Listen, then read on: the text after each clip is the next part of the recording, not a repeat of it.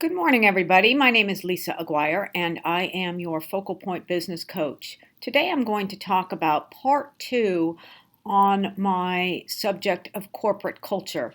Today we're going to talk about what employees expect from corporate culture. Corporate culture is a business issue. HR leaders consider culture and engagement their number one challenge, according to a recent study by Deloitte University Press. It is clear that in order to attract, retain, and engage the modern workforce, companies need to focus on corporate culture. It should be prioritized and measured, just like any other business objective. What is corporate culture? Well, it is the identity and personality of a company. It is what the company values. It is things that are important to the company and to its employees. It is dynamic, and it's changing, and it evolves. And this is true as we attract millennials, for example, into the workplace. They demand different things from corporate cultures than did our grandparents 50 years ago. And as such, in order to retain this talent, we must evolve corporate culture to encompass the needs of the millennials and other generations. As I said, corporate culture is the number one challenge of most businesses. Well thought out culture is necessary, again, to attract, retain, and engage the modern workforce. It's important to be in touch with what your employees want in terms of values and in terms of corporate responsibility, and to implement that so it is a good place to work and it is a good place for employees to stay and grow their careers. One of the most important aspects of corporate culture and one of the biggest factors that millennials believe is important in corporate culture is flexibility on the job. And flexibility includes things like scheduling, not having a typical 9-to-5 schedule, telecommuting, location. Can employees work from home? Can they work in the office? Do they always have to be in the office? And office setup.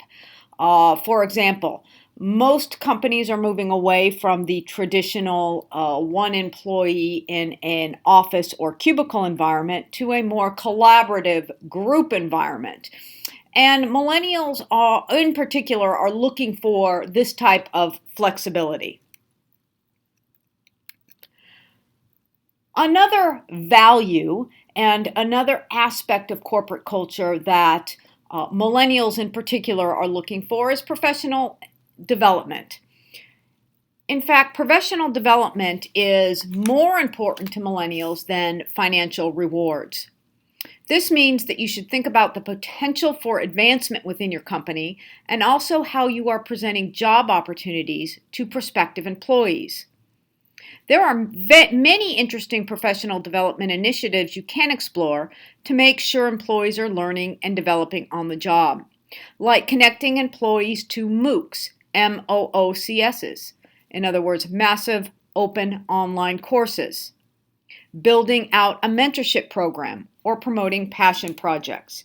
Again, consider professional development, how you're going to advance, and in some cases, quickly advance your young millennial workforce. Another very important aspect of a company's values or culture is be good and do good. What do we mean by that? It is the company's corporate responsibility, the social responsibility efforts, corporate giving, volunteerism, and sustainability.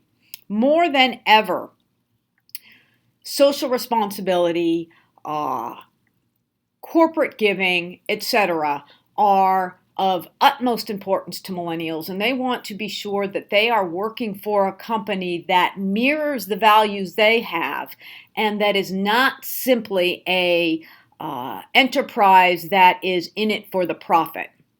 Remember, corporate culture unites employees from different backgrounds, and it's important to consider at least an aspect of your culture as one of be good, do good.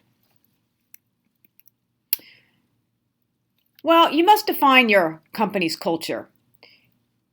Every company has a culture, whether they define it or not. I would challenge all companies to try and define their corporate culture, and it can be as simple as a one-line sentence that Whole Foods uses, for example. Whole Foods incorporates social responsibility as a core value, and it says, quote, "We serve and support our local and global communities," period, unquote. So it's important to think out what the company's values are, how we're going to articulate that, and how we're going to convey that to our workforce. Thank you very much for listening to today's topic on what employees expect from corporate culture. If you have any questions or you would like further information, please feel free to contact me at ellaguire@focalpointcoaching.com.